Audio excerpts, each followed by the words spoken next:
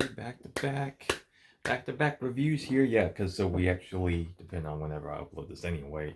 But yeah, we watched both Final Destination 2 and 3, pretty much back to back. So here we go, Final Destination 3. Now this is another 3 years after the previous film. 2006 is when this one was released, and yeah, I remember this one definitely in particular as far as the build up to it, just seeing the trailers, just maybe watching like little featurettes and stuff like that going into it. And I was pretty excited going into it, obviously, just being a fan of the first two and it being a roller coaster this time as opposed to a plane or a highway incident, which is again very interesting. You go to the theme park, you see those roller coasters, and of course they're not for everyone, but it's yeah, you imagine the freaky shit, which and we've heard some horror Well, I think it was stories. more like a carnival, but still, Well, yeah, yeah, they're a yeah, little more janky than your well, regular, yeah, theme park sort of it's a thing. carnival, I guess. Yeah, yeah, I guess so. But yeah, I mean, it's again, we've heard some pretty messed up stories out there, roller coasters. I've heard, I don't, man, how long has it been now since that incident where you've heard of, you know, bad things that have happened to some people on roller coasters that are a bit, scary to think, people Mm-hmm. trespassing and stuff. And either way, yeah, you just think about stuff like that, it's freaky as hell. Mm-hmm. And so, yeah, I mean, depending on the type of roller coaster, yeah, it could really mess with you. That's for damn sure. You get that slow build up, that ramp, and you just go down. You're just like, shit, I want no part of this shit. And so, of course, it's a very reasonable route to go for a Final Destination film. And so this one stars Mary Elizabeth Winstead and Ryan Merriman, who I do know both very in particular. Like I know Ryan Merriman did, a couple like Disney Channel movies back in the day. I know later on he would do like shoot, what was that other? Oh yeah, Halloween Resurrection. He was the one kid that she was talking to online with and stuff like that. Like that was 4 years before this one and stuff. And I believe this was Mary Elizabeth Winstead's definitely like her first, I think, starring role, if I'm not mistaken, or definitely one of the first ones that kind of started her career. Because since then she went on to do, like Scott Pilgrim vs. the World, Live Free or Die Hard, The Thing, amongst various other things. But yeah, so this was definitely a launching point for her, that's for sure. And so yeah, so you start off with the whole carnival roller coaster setting and such, and yeah, what you begin to, at least for me, quickly see about this one is that I would say that the characters definitely start to become more two dimensional. Because as I was saying with the previous two, I felt like the characters themselves, they weren't like all these like kind of cliched archetypes. They all had a at least a little something to them besides just the atypical personality.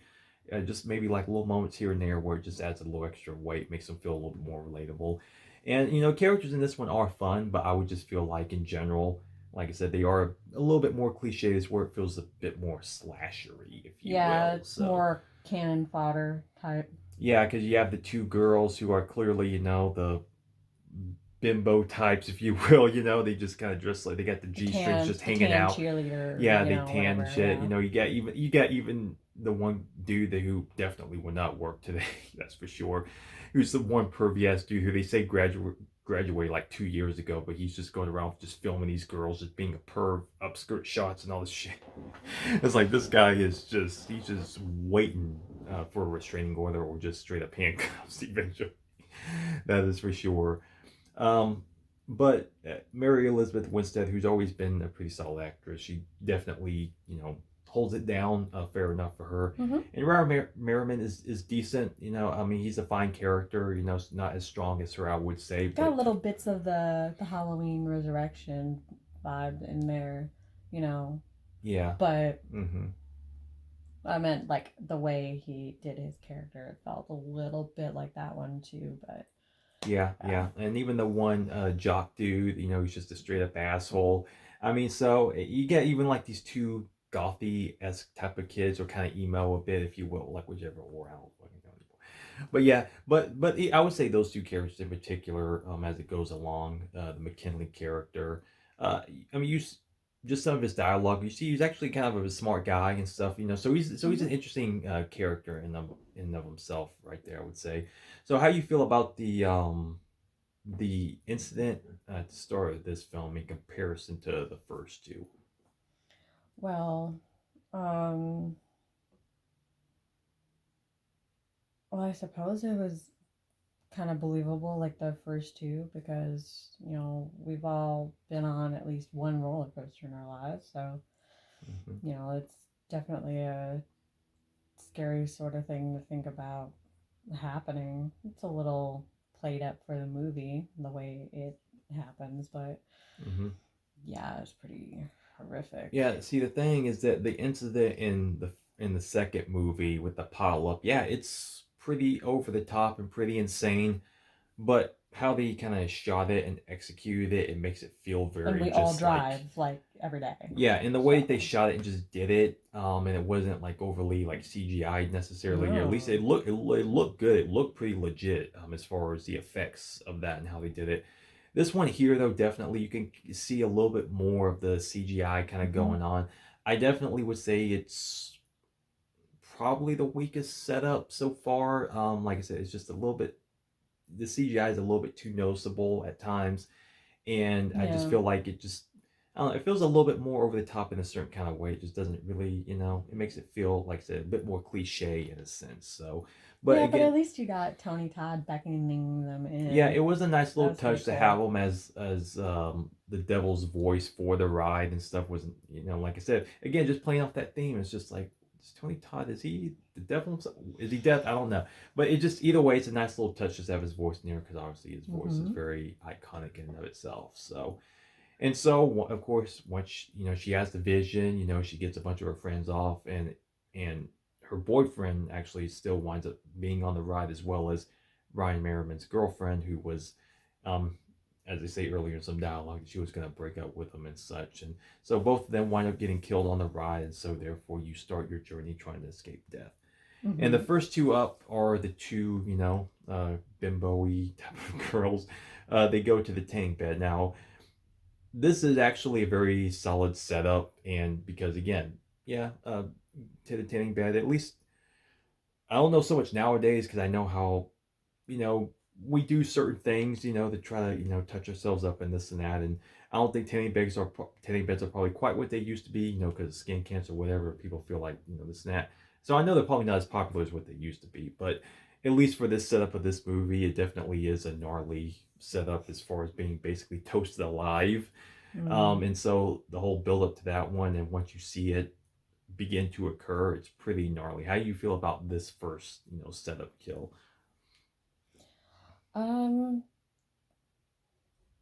I'm trying to wrap my head around, you know, death manipulating all the things in the room.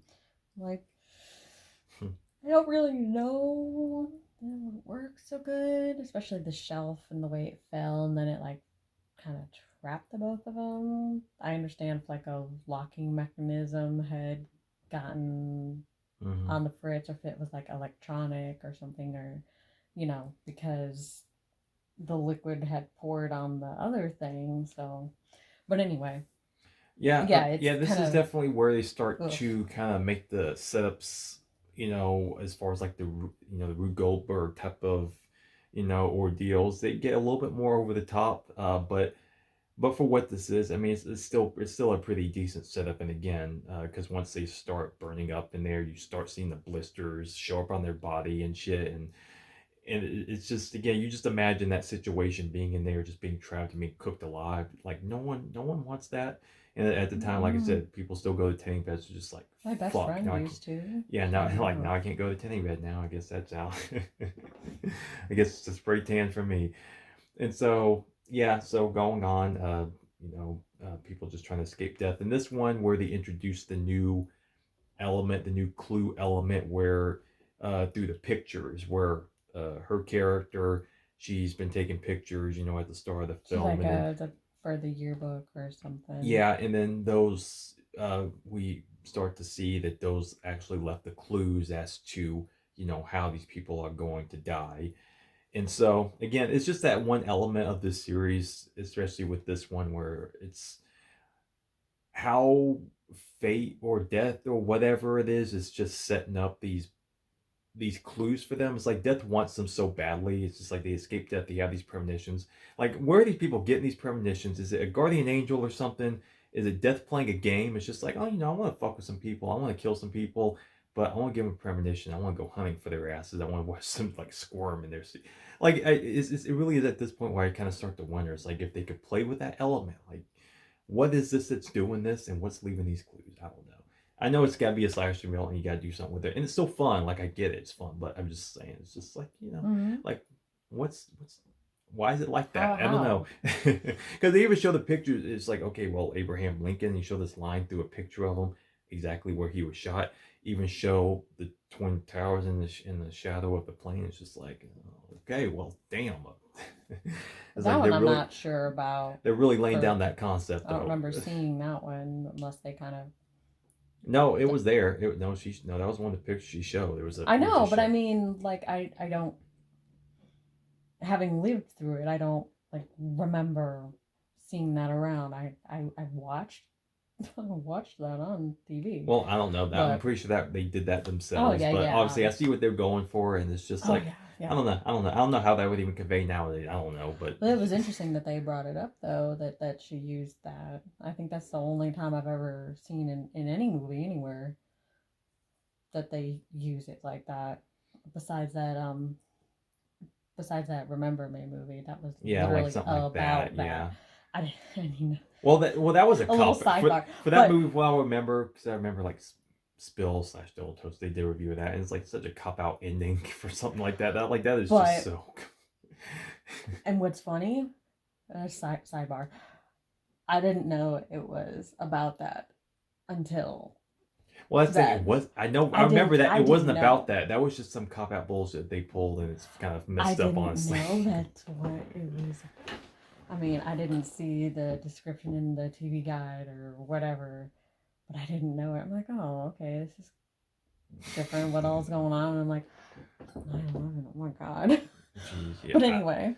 Yeah, moving on. So, yeah, and so I believe the next death is occurs to one like pervy dude, and Oh. this is one of those like out of nowhere kills that you just don't see coming, like the butts of the first one, or like the one in the second, like Well, yeah, because it occurs after the memorial for the two girls, yeah. and because she's kind of like, oh, I don't feel so good. When was the last time you ate? Oh, okay, let's go eat. Mm-hmm. So that takes us into the setup for Yeah. the dude. Yeah, as I said, like in these films, like they'll do that one kill where they set it up for several minutes, like to build the tension and all this, and next thing you know, bam. And then I this is didn't one of know those. that's who was in front of them. Yeah, I mean that was the whole like oh shit moment. It's like because they're building up the tension because they're going through the drive-through. It's like their truck is backing into them, like blocking them in, and you see the one other truck, no driver in it. It's just rolling down the hill and shit. And so it's coming at them, and the next thing you know, they get out. He kicks the front windshield out. They crawl out, and then boom, fucking engine just right through the back of the dude's head. And you see it's the one pervy dude. And the one clue was that he had the one picture where the fan was behind him in the background, and you could tell how it's like the fan on the engine. And so that's just one of those like gnarly, just again sudden kills. It's just like oh shit. And so yeah, it's pretty effective, and Mm-hmm. the practical effects on that one are pretty good. Would you say?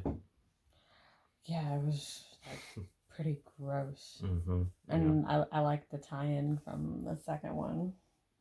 The Yeah, fire yeah. The truck. one truck it said "Drink responsibly" on it. It was the same one. I think it Yeah, was because the that was same the one logo and that pinned everything. them in, Yeah. and then you got the one coming down the hill. Mm-hmm. So I'm like, hey, wait a minute, I recognize that. Yeah. Mm-hmm.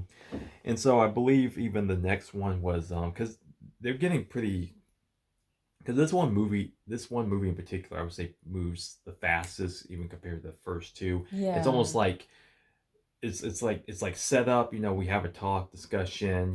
Looking at clues and shit. Then get to the one death, and it's like, oh shit, that happened, and we just kind of go. So it's moving along. Like I said, it definitely doesn't quite have the same pace It's as the like first two. dominoes. Yeah, yeah, and as I said, with the characters, how they felt two dimensional, and again, it's not a whole lot extra meat on the bone, like comparatively to the first two. You don't. feel like get as much weight with the characters. I mean, they do some stuff with Mary Elizabeth Winstead, but the characters surrounding her are just like I said, they're just not. They just don't quite have that same impact as the first Mm. two. You know, I mean, they serve their purpose, and it's a good gory movie and stuff. The kills are decent, but again, it just like right off the bat with that first one, and even following the second one, it just how it felt a little bit different, how they add that little extra weight to it. This one, it definitely lacked that, and so because you're kind of even used to it by that point, and Yeah. so you're just kind of again just going along with it at this point. This one is a very much, for lack of a better term, a roller coaster. It's just going along, just going along, and then you eventually get to the setup of the one jock dude who's a real asshole. Oh, okay. Yeah, that's who was next. Yeah, you get to the whole like weight room sequence. These just jacked up dudes. Everyone's just going crazy, like just lifting their weights. Dude getting water, just leaking all Getting over the ready place. for the Plugging game, in you the know. radio, be like, oh shit, electricity. You're just like everything just looks like it's gonna fuck you up at any second. But the setup for this one is kind of fun, if you will, like the build up to it, and then you finally get to the last moment where the swords like come down, cut the wire, and he's like all pumped up and shit. He's like, "Fuck that, this and that shit." He's like slams the shit, and then boom, his head is fucking obliterated. And And nothing so left. yeah, Nothing. yeah. Again, and I remember it just as I said, more so than the second one, just seeing this one in theaters and shit, you just see that one kill, you're just like, oh shit, when that happens. And again, it's still I mean, it had a lot of build up, but a nice like quick result, if you will. Corny stopped again. Okay, so how did you feel about that weight room kill? As far as did you did you It enjoy that was build up and everything, or it was fairly believable, I suppose. I mean, the build up to it was just kind of like, it's a little bit over the top as far as the yeah, build up. but then I'm like, okay, so if it's not the swords, then what? And then wham with the weights. I Mm-hmm. mean, we've seen our share of goofy videos of people dropping weights and this and that, but that, yeah. Yeah, people just doing just basic workouts and shit. They're just doing Mm-hmm. too much, and you see their body. Like you see those videos all the time still, and so again, Mm-hmm. it's one of those kills that can mess with you a little bit because it's like okay, you see someone just going a little too hard in the gym. Next thing you know, it's just like oh shit, it's like I didn't need to see that, but damn. But again, it serves its purpose. Very quick, but it serves its purpose. Mm-hmm. And so I believe even following that one, that's when you get to the two more like emo type of kids. They're kind of working like the Home Depot slash Sam's Club type of thing, and so the build up for this one is what makes this one work for me at least is again with the characters being a bit more two dimensional. I felt like what you get a little bit more is with the McKinley character. I feel like with his dialogue, because you see that he's actually a smart dude, and how he's actually going back and forth. Like most people, like oh I don't really believe you this and that, but he's actually kind of going along, kind of they're having like the just a little back and forth about like death itself and equal and opposite reactions and such, and so how do you feel about like that character and just that kind of setup for those kills going on? Well, it was just ended up being the one. Well, I kind of liked her. That sucked, but um, Yeah, I mean, not a whole lot of dialogue or not a lot of crazy anything, but but for what little bit, she's like yeah, nice girl for sure. hmm um, I suppose it was fairly well. I guess the way that happened was a little but relatable. Having worked in a store, not quite like that, but I have been in one. Hmm. So I'm like, okay, forklift and all the tall shelves and all that. Yeah, I can get that. Yeah, It was gnarly, that's for sure. yeah. Like I said, I just feel like the build up for that one was just a little bit more interesting, and the end result for her, as far as like the nail gun, like she gets knocked back, and then fucking nail guns going off and shit, just pumping her fucking head full of nails and shit.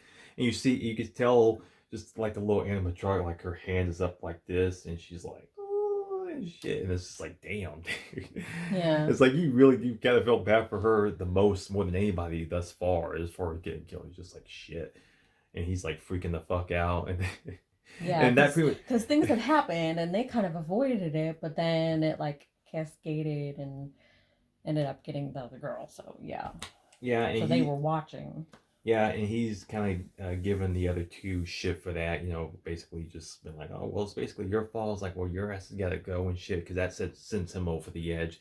Leading into the climax. At the centennial get together thing and all the fireworks and shit, and so this building up towards the climax of just insanity. So how did you feel about the climax of this film, like the whole like last sequence there before we get at least to the epilogue section comparatively to maybe the previous two? Um, it was. I felt bad for the horse, but then again, I'm always more connected to some of the animal characters in some of these movies, like in Halloween and the dog. I'm like, oh. But I digress. Yeah, that was kind of crappy of those two dudes spooking the horse with the M80s. And then I don't know, some of it did seem a little off, but Yeah, it I mean watching it this time it's fun, but it definitely feels kind of rushed in a way. Like I said, this one feels like it definitely moves a bit more of a faster pace. mm-hmm.